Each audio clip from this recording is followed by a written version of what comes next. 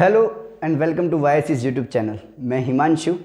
आज आप मेरे साथ पढ़ेंगे क्लास 10 का एक सब्जेक्ट है सोशल साइंस, जो कि पहले ये अब ये चार ब्रांचेस में आता है। पहले ये एक ही सब्जेक्ट थी और ये चार ब्रांचेस ऐसे थे, इकोनॉमिक्स, और उसके बाद आ गया ज्योग्राफी, फिर आ गई हिस्ट्री जो कि हम बनाएंगे अभी वाईएससी के थ्रू, और सिविक्स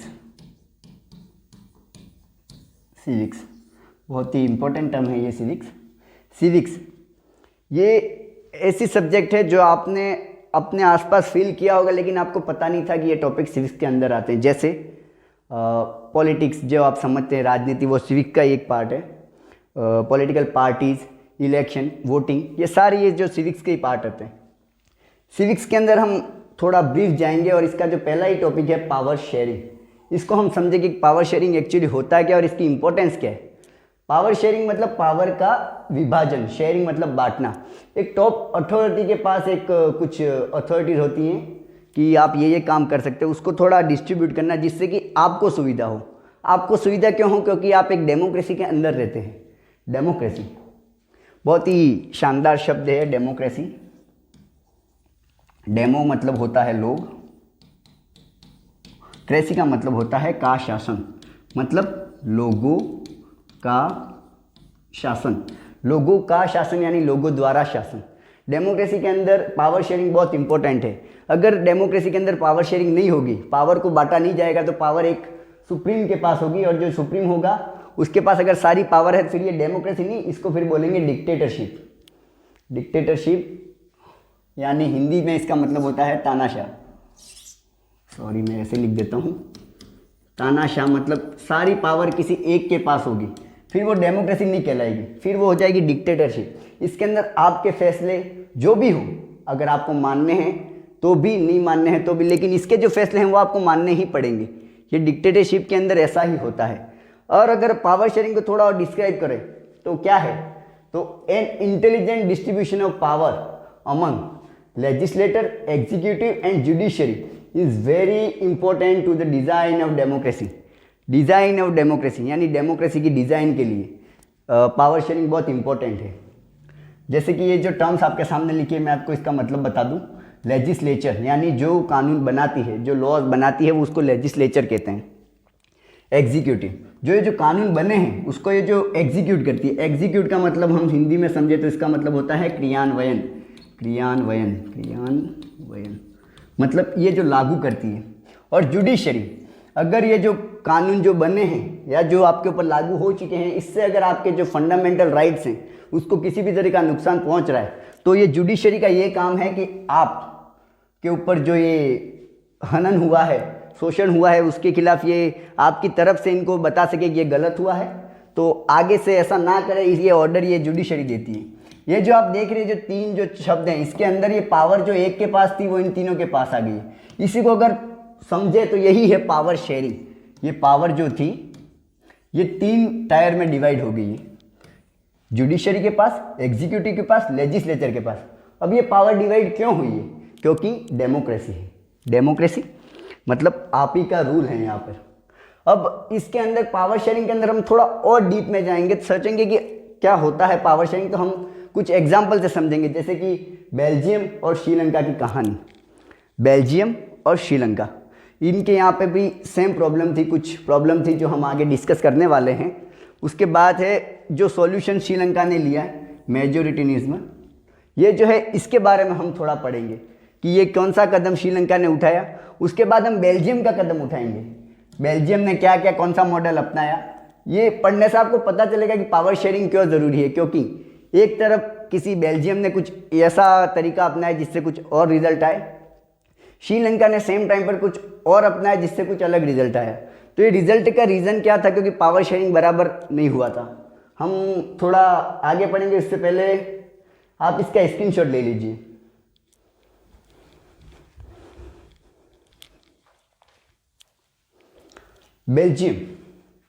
बेल्जियम एक कॉन्टिनेंट है यूरोप, उसी का एक देश है। इसकी जो पॉपुलेशन है वो लगभग 1 करोड़ है, जो कि अपने हरियाणा से आधी है। इसका जो बॉर्डर है बेल्जियम का वो फ्रांस, नीदरलैंड, जर्मनी और लग्जमबर्ग बनाते हैं। अगर ये आप ये जो मैप देखें, इसके अंदर कुछ ये रीजन मार्क किए हुए हैं। ये जो ऑरेंज ऑरेंज दिख रहा है ये बेल्जियम की कैपिटल है। ये जो रेड रेड पोर्शन जो आपको दिख रहा है ये वलून रीजन है। वलून रीजन मतलब वो रीजन जहाँ पर फ्रेंच भाषी लोग यानी जो फ्रेंच भाषा बोलते हैं वो वाले लोग इस रेड पोर्शन में रहते थे। ये जो येलो पोर्शन दिख रहा है ये फ्लेमिश पोर्शन है, सॉरी फ्लेमिश रीजन है, जहाँ पर डच स्पीकिंग लोग रहते थे। डच एक भाषा है, वहाँ पर जो डच भाषा बोलते हैं वो लोग ये येलो येलो रीजन में रहते थे। और 1% की पॉपुलेशन जर्मनी वाली है, यानी जर्मनी मतलब जर्मनी देश की नहीं, जर्मन भाषा बोलने वाली पब्लिक।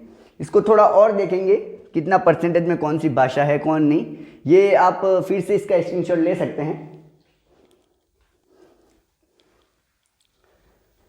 एथनिक कंपोजिशन, अगर ये टर्म हम देखें एथनिक कंपोजिशन, सॉरी इसको थोड़ा मैं और हाईलाइट कर दूं। एथनिक कंपोजिशन मतलब एथनिक कंपोजिशन को अगर हम थोड़ा समझे तो इसका मतलब ये होता है कि वहाँ पर कितनी जातियाँ या कौन कौन सी जातियाँ रहती थी, उसका जो कंपोजिशन है। इसको अगर हिंदी में अपन टर्म दे दें तो इसी को कहते हैं जातीय संरचना या रचना, यानी वहाँ पर कौन सी जातियाँ रहती थी। इसको थोड़ा ब्रीफ करें अपन कि बेल्जियम के अंदर क्या क्या कौन कौन रहते थे। इसके अंदर हम देखें तो पता चलेगा कि जो येलो येलो पोर्शन है जो कि फ्लेमिश रीजन है उसके अंदर 59% डच स्पीकिंग लोग रहते थे। डच एक भाषा है, डच स्पीकिंग लोग वहां पर रहते थे। ये जो रेड पोर्शन दिख रहा है आपको, ये जो रेड पोर्शन है वहां पर 40% फ्रेंच स्पीकिंग लोग रहते थे।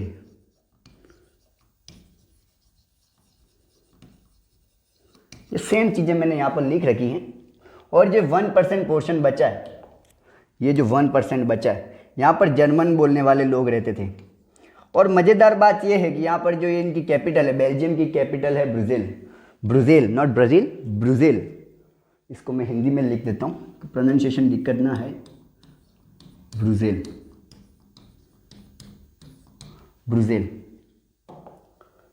के अंदर ठीक उल्टा था, जहाँ पूरे बेल्जियम के अंदर डच भाषी लोग ज़्यादा थे, ब्रुसेल के अंदर वही कम थे, और उल्टा वहाँ पर फ्रेंच भाषी लोग ज़्यादा थे। मैं आपको बता दूँ यहाँ पर, ये देखिए। However in the capital of Belgium Brussels, या जो कैपिटल है बेल्जियम की वो Brussels, Dutch speaking population was a minority. Minority मतलब कम संख्या में, माइनॉरिटी ऑलमोस्ट 20% वो थी, वो डच थी। कहाँ पर, अगर कोई पूछे कहाँ पर तो बता देना, ब्रुसेल में। French were rich and powerful, which resented by the Dutch speaking community. Resented का मतलब होता है विरोध करना। French were rich and powerful मतलब जो फ्रेंच थे वहाँ पर, अगर ये डच भाषी यहाँ पर माइनॉरिटी में है तो सीधी सी बात है फ्रेंच वहाँ पर मेजोरिटी में रहेंगे। मेजोरिटी के अंदर होते हुए भी वहाँ पर जो 80% जो फ्रेंच थे वो पावरफुल भी थे और रिच थे। पावरफुल मतलब उनके जो अपर लेवल के जो गवर्नमेंट है वहाँ पर जो अपर लेवल के अंदर बहुत अच्छी पहचान थी उनकी। ये देख के जो पूरे कंट्री के अंदर जहाँ डच ज़्यादा हैं, खुद की कैपिटल में जहाँ ये उल्टा है, तो इनको बहुत दुख होता है कि फ्रेंच को कि डच भाषी को कि ऐसा कैसे। और होता ही है, नॉर्मली होता ही है सब तो, कि हमारे जो मेजोरिटी वाली है वहाँ पर जो कैपिटल है जहाँ मेन सब कुछ पड़ता है वहाँ पर हमारे लोग कम हैं। तो इससे विरोध उत्पन्न हुआ। विरोध यानी आक्रोश कह सकते हैं, मतलब दोनों की वाइब सेट नहीं। वाइब तो आपको पता ही होगा, लेटेस्ट जनरेशन है अपन। इसको थोड़ा और आगे जाएं तो हम देखेंगे कि 1950 और 60 में the tension between this communities was severe in Brussels. Severe का मतलब मैं आपको बता दूं गंभीर होना, मतलब धीरे धीरे स्थितियाँ और बिगड़ती गई। कोमा के अंदर पेशेंट को ज़्यादा देर रखेंगे तो उसकी भी कंडीशन सेवर ही होगी, मतलब थोड़ा गंभीर होगी स्थितियाँ। और देखते हैं आगे इन्होंने क्या किया। उससे पहले अपन देख लेते हैं कि श्रीलंका के अंदर क्या था। ये तो हमने बता दी बेल्जियम की प्रॉब्लम क्या थी, कि वहाँ पर किस तरीके से एथनिक कंपोजिशन था, कि लोग कितने प्रकार के थे, कौन कौन से थे। अब देख लेते श्रीलंका। इसको तो आप जानते ही हैं, रोहित शर्मा के 208, 264 इसी के सामने। इससे पहले मैं बता दूं, इसका स्क्रीनशॉट ले लीजिए आप।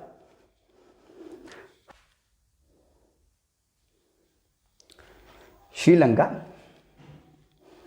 बहुत ही खूबसूरत कंट्री है श्रीलंका। इंडिया का जब अपन मैप देखते हैं, यहाँ पर तमिलनाडु पड़ता है और यहाँ पर जो ये आइलैंड है ये है श्रीलंका। बहुत बढ़िया मैप बन गया। इसकी जो पॉपुलेशन है वो है 2 करोड़, हरियाणा के बराबर। मैं हरियाणा का नाम इसलिए ले रहा हूँ ताकि आपको पता चले कंपैरिजन कितना हो रहा है। 2 करोड़ लोग किसे कहते हैं। It has a diverse population. Diverse population मतलब वही एथनिक कंपोजिशन जिस प्रकार मैंने आपको बताया, वैसे डाइवर्स पॉपुलेशन मतलब अलग अलग प्रकार की वहाँ पर पॉपुलेशन थी। ये मैप के अंदर आप देख सकते हैं एथनिक कम्युनिटीज ऑफ श्रीलंका। आगे भी है ये मैप, आगे पढ़ लेते हैं अपन, यहाँ पे पढ़ लेंगे। यहाँ पर आप देख सकते हैं, यहाँ पे 3 थे मेजर, 3 थे। मैं आपको और आगे डिस्कस करके बता देता हूँ साथ ही। यहाँ पर देख लीजिए, यहाँ पर जो 74% सिंहल स्पीकर थे। सिंहल एक भाषा है, सिंहल एक भाषा है। वहाँ पर मेजोरिटी इनकी थी 74, जहाँ पर वहाँ पर डच स्पीकिंग थे, वहाँ यहाँ पर 74% सिंहल स्पीकर थे। सिंहल एक भाषा है, मैं फिर से बता दूँ। इसी के साथ जो बचा हुआ पोर्शन है 18% तमिल स्पीकर थे। तमिल जो इंडिया में बोली जाती है तमिलनाडु रीजन में, इसके अंदर थोड़ा और ब्रीफ करें तो 18% तमिल स्पीकर के अंदर 13% श्रीलंकन तमिल थे और जो बाकी बचे वो इंडियन तमिल थे। ये वही एथनिक कंपोजिशन जो मैंने आपको पहले बता दिया है। अब थोड़ा और डीप में जाते हैं इसके अंदर हम। Tamil natives of the country are called Sri Lankan Tamils.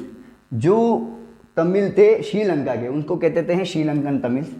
Indian Tamils are those whose forefathers came from India as plantation workers during colonial period. Colonial period मतलब वही ब्रिटिश शासन, औपनिवेशिकवाद। ब्रिटिश शासन के टाइम जब तमिलनाडु से, मैंने आपको अभी बता दिया यहाँ पर मैप के अंदर, ये तमिलनाडु रीजन है और यहाँ पर श्रीलंका था। यहाँ पर प्लांटेशन जो मजदूरी जो अपने खेती बाड़ी होती है उस सिलसिले में यहाँ पर आ गए थे। वो वही इंडियन तमिल से जो कि 1800-1900 के आसपास यहाँ पर आ चुके थे।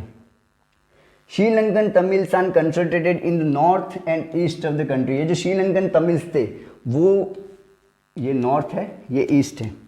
ये जो पोर्शन आपको दिख रहा है यहाँ पर, ये श्रीलंकन तमिल्स रहा करते थे। ये आपको दिख रहा है, ये देखिए ऑरेंज कलर का जो स्पॉट है वो बता रहा है श्रीलंकन तमिल्स। इंडियन यहाँ पर ये आप देख सकते हैं, ये इंडियंस है और ये मुस्लिम है जो स्पॉट आपको दिख रहे हैं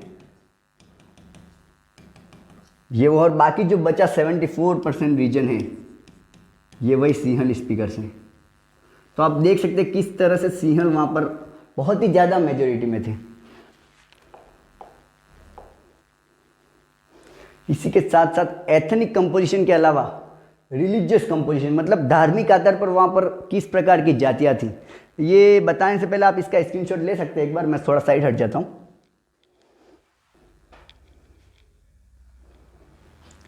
रिलीजियस कंपोजिशन मतलब रिलीजन के आधार पर जो कंपोजिशन वहाँ पर थे उसके बारे में हम डिस्कस करेंगे कि किस तरह के वहाँ पर जाति के आधार पर लोग रहते थे।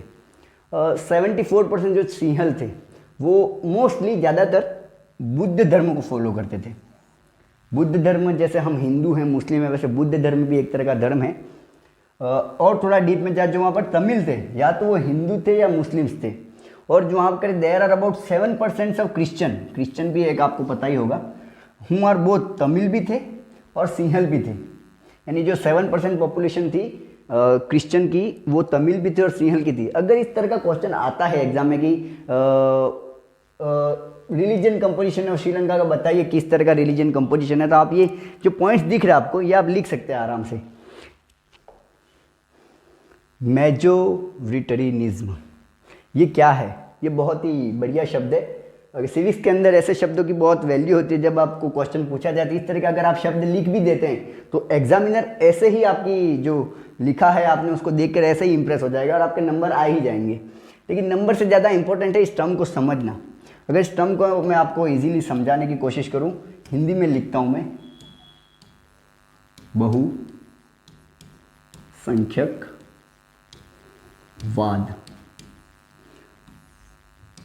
बहुसंख्यकवाद मतलब मेजोरिटी वाले लोग।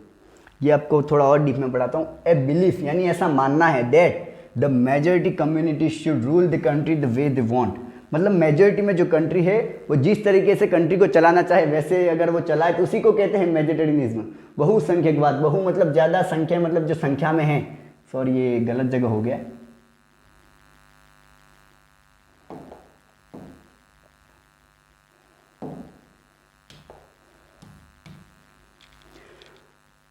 वही जो बिलीफ जैसा मानना है कि जो मेजॉरिटी कम्युनिटी में है should rule the country the way they want, मतलब जिस तरीके से उन्हें रूल करना है उस तरीके से वो रूल करें, इसी को कहते हैं majoritarianism. Sri Lanka emerge as an independent country in 1948। 1948 के बाद या 1948 के अंदर श्रीलंका आज़ाद हो चुका था, एक इंडिपेंडेंट देश घोषित हो चुका था।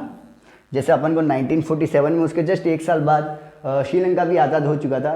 लीडर्स और सिंहल कम्युनिटी, जो सिंहल कम्युनिटी के जो उच्च लोग थे, जो उच्च स्तर पर थे, जो टॉप टायर पर थे, कम्युनिटी डोमिनेटेड द गवर्नमेंट। अब गवर्नमेंट के इलेक्शन हुए, अब आप खुद देख ले क्लास के, अगर आपका कोई बेस्ट फ्रेंड हो उसके मतलब 10-15 क्लास 20 बच्चों की, उसके अंदर 15 बच्चे हैं वो ए बंदे को फेवर कर रहे हैं, ए बंदे को, और जो 5 बच्चे हैं वो बी बंदे को फेवर कर रहे हैं, तो कौन जीतेगा अगर वोटिंग हुई तो ए ऑब्वियस सी बात है ये जीतेगा। उसी तरह का अगर देखा जाए कि श्रीलंका में क्या था, तो श्रीलंका के अंदर 74 जो थे वो सिंहल स्पीकर थे, परसेंटेज है, ठीक है, सिंहल स्पीकर। तो नॉर्मल सी बात है अगर इलेक्शन हुए भी तो जीतना तो इन्हीं को है।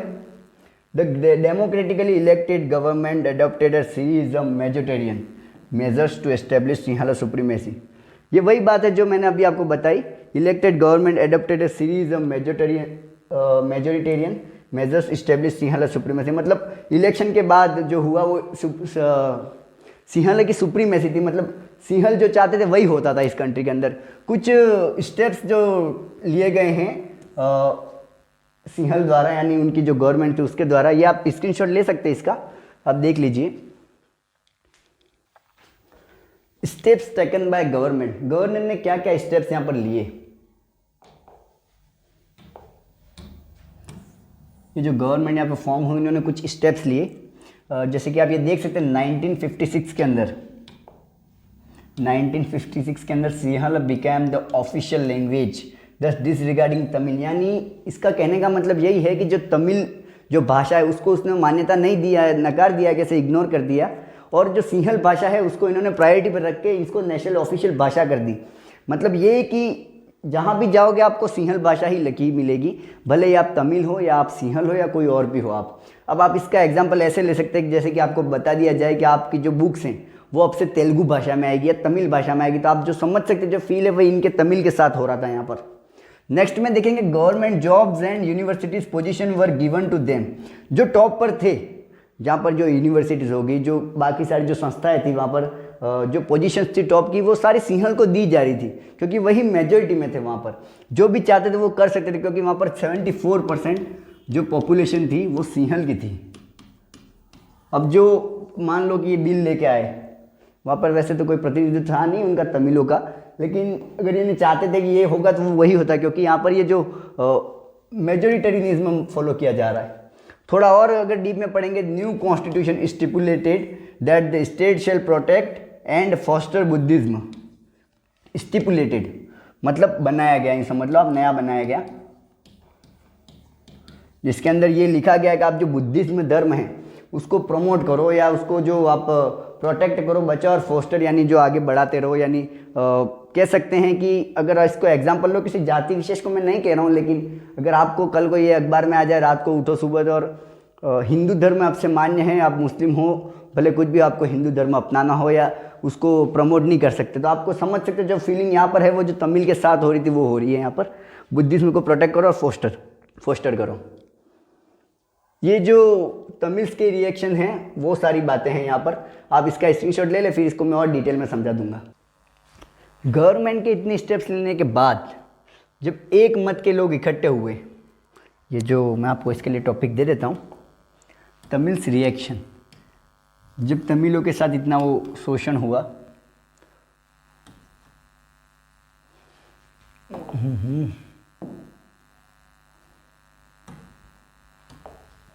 तमिल्स रिएक्शन, जब सेम थॉट के लोग इकट्ठे हुए, जैसे कि आप खुद देख सकते हैं कि दो तमिल बात कर रहे हैं, ऐसा इमेजिन करें, एक तमिल कह रहा है कि यार तेरी अपनी भाषा को यार मत नहीं दिया है, तुझे भी बुरा लगा, मुझे भी लगा, चलो अपन इकट्ठे होकर ऑर्गेनाइजेशन बना देते हैं। तो ये जो लॉन्चेस पार्टी है, जो पार्टी बनी वो ऐसे ही बनी है। और इन्होंने फिर स्ट्रगल किया। अब स्ट्रगल किस किस के लिए किया वो देख लीजिए, वहाँ पर इनके स्टेप्स याद कीजिए वापस। ये जो इन्होंने ऑफिशियल लैंग्वेज बना दी है सिंहल को, वो चाहते थे कि हमारी भाषा को भी आइडेंटिटी मिले, तमिल को भी आइडेंटिटी मिले, उसे भी एक ऑफिशियल भाषा का दर्जा दे देना चाहिए। वो इनकी मांग थी, recognizing Tamil as official language. में तमिल को भी ऐसे ऑफिशियल लैंग्वेज के रूप में पहचान मिलनी चाहिए। उसके बाद जो यहाँ पर इन्होंने ये जो बुद्धिज्म को जो प्रोटेक्ट और फोस्टर करने का जो यहाँ पर संविधान नया बनाया, स्टिपुलेटेड किया था, उसको यहाँ पर इन्होंने कहा हमको भी तमिल जो है लैंग्वेज, उसके लिए हमें ऑटोनॉमी चाहिए। ऑटोनॉमी मतलब एक तरह से आप फ्रीडम समझ सकते हैं कि हमें एक रीजनल ऑटोनॉमी चाहिए, हमें फ्रीडम चाहिए, हमारे धर्म के ऊपर कोई बोझ ना हो और हम भी हमारा प्रचार प्रसार कर सकें। और उसके बाद जो हम तीसरा यहाँ पर जो देख सकते हैं, ये जो है government jobs and universities position were given to them, यानी जो सिंहल थे उनको सारी पोजीशन दी गई थी टॉप की। तो ये चाह रहे थे कि हमें भी इक्वल अपॉर्चुनिटी मिले कि हम भी वहाँ तक पहुँच सके। ये सब इनकी मांगे थी, ये जो स्ट्रगल कर रहे थे पार्टीज़ के लिए। ये धीरे धीरे और बढ़ता गया। फिर ये बहुत हिंसक रूप यानी वायलेंट रूप ले लेता है। फिर उसके लिए देख लीजिए अब 1980s में several political organisations were form demanding an independent Tamil इलम को अगर आप देखें तो यहाँ पर स्टेट मैंने लिखा हुआ है, मतलब ये चाह रहे थे कि तमिल की हमें हमारा खुद का एक स्टेट बना दिया जाना चाहिए, तमिल का हमें अलग से हमारा स्टेट बना दो। या आप मैप के अंदर आपने देखा होगा, मैं आपको मैप एक बार फिर से बता दूं कि ये जो है इन्होंने मांग की है कि ये जो रीजन है पूरा, ये हमें एक नया स्टेट बना के दे दीजिए। इसके लिए हम नया स्टेट की मांग कर ली इन्होंने साथ ही। हाउएवर यानी अब आप खुद देख लीजिए, सिंहल जहाँ पर 74% है, वहाँ पर इनकी मांग पूरी हो सकती है नहीं हो सकती। आपको मैंने एक एग्जांपल फिर से दे दूँ, किसी क्लास के अंदर ए बंदी है, जो आप समझ लीजिए, यहाँ पर लिख देता हूँ, ए है और बी है। इसके अंदर अब अगर ए के पास मेजॉरिटी है, मतलब 20 के अंदर से 15 इसके पास अप्रूवल हैं, इसके 15 लोग अब ऐसे कर रहे हैं कि नहीं तू सही है, वोटिंग हो रही है तो 15 लोग इसे वोट दे रहे हैं और इससे 5 ही मिल रहे हैं, और ये 5 वही हैं जो तमिल हम कह रहे हैं और ये 15 वही हैं जो सिंहल है। अब इतनी सारी डिमांड्स के बाद भी अगर इनका बात नहीं मानी जाती, इसका रीज़न वही है कि मेजोरिटेरियनिज्म। इन सब के अंदर ये इकट्ठा होता 1980 से अगर 2009 तक यहाँ पर इतनी बुरी स्थिति हो जाती है कि यहाँ पर ये बहुत जल्दी सिविल वॉर का रूप ले लेती है। सिविल वॉर बहुत ही इंपॉर्टेंट टर्म है ये। Soon this resulted in civil war in which thousands of people were killed. Civil war हो गया 1980s के बाद, जब मत नहीं मिले इनके लोगों के, तो ये सिविल वॉर का रूप धारण कर लेता है। सिविल वॉर का अगर मैं आपको थोड़ा और डीप में बताऊं कि जब एक किसी देश के अंदर या कोई समाज के अंदर जब दो अलग अलग थॉट्स के लोग मिलते हैं, जब थॉट्स उनके नहीं मिल पाते हैं, तो ये जो रूप ले लेता है, जब युद्ध हो जाते बीच में, तो ये जो युद्ध होता है उसी को अपन सिविल वॉर कह सकते हैं। ये सेम स्थिति यहाँ पर श्रीलंका के अंदर हुई, सिविल वॉर की स्थिति, जहाँ पर एक तरफ सिंहल थे और एक तरफ तमिल लोग थे। इन दोनों के बीच जब मत नहीं मिले तो इनका जो रूप आ गया वो सिविल वॉर हो गया। सिविल वॉर किसी भी देश के लिए अच्छा नहीं होता, ये आपकी इकोनॉमी जो होती है इसको डाउन कर देती है, देश की जो आइडेंटिटी है वर्ल्ड लेवल पर उसको ये धीरे धीरे कम करती रहती है। आपने यूक्रेन और रशिया का जो युद्ध हुआ उसके अंदर देखा होगा किस तरीके से दोनों देशों की बुराइयाँ हुई, और साथ ही आपके ही देश का नुकसान हो रहा है इसके अंदर। इनफैक्ट इंफ्रास्ट्रक्चर है, साथ में बहुत सारी चीज़ें हैं, बिल्डिंग वगैरह ये टूटती हैं, बहुत नुकसान होता है, पॉल्यूशन बढ़ रहा है देश के लिए। कहीं ना कहीं कोई भी वॉर, सिविल वॉर के अलावा कोई भी वॉर बहुत ही हानिकारक है। ये श्रीलंका के लिए बहुत ही गलत कदम था सिविल वॉर। 2009 तक ये चली है सिविल वॉर। अब इसके आगे का जो पोर्शन है जो बेल्जियम वालों ने जो अपनाया वो हम अगले वीडियो में पढ़ेंगे। ये आपको मैं टॉपिक बता दूं इसके लिए, जो हम नेक्स्ट वीडियो में जो कवर करने वाले हैं ये accommodation of Belgium and elements of Belgium model, यानी बेल्जियम ने जो मॉडल अपनाया और किस तरीके से उन्होंने इस प्रॉब्लम को, जो डच लोग जो ज़्यादा थे उसका जो सॉल्यूशन इन्होंने निकाला वो किस तरीके से श्रीलंका से अलग था और कितना अच्छा था कितना बुरा था, या आप खुद डिसाइड कर सकते हैं, इतना तो आप सोच ही सकते हैं, जो हम अगले वीडियो में इसे कवर करेंगे। तब तक के लिए थैंक यू। मैं लास्ट स्लाइड पर ले जाऊंगा आपको, जो कि एक नॉर्मल यूट्यूब चैनल का मोटो होता ही है, सब्सक्राइब।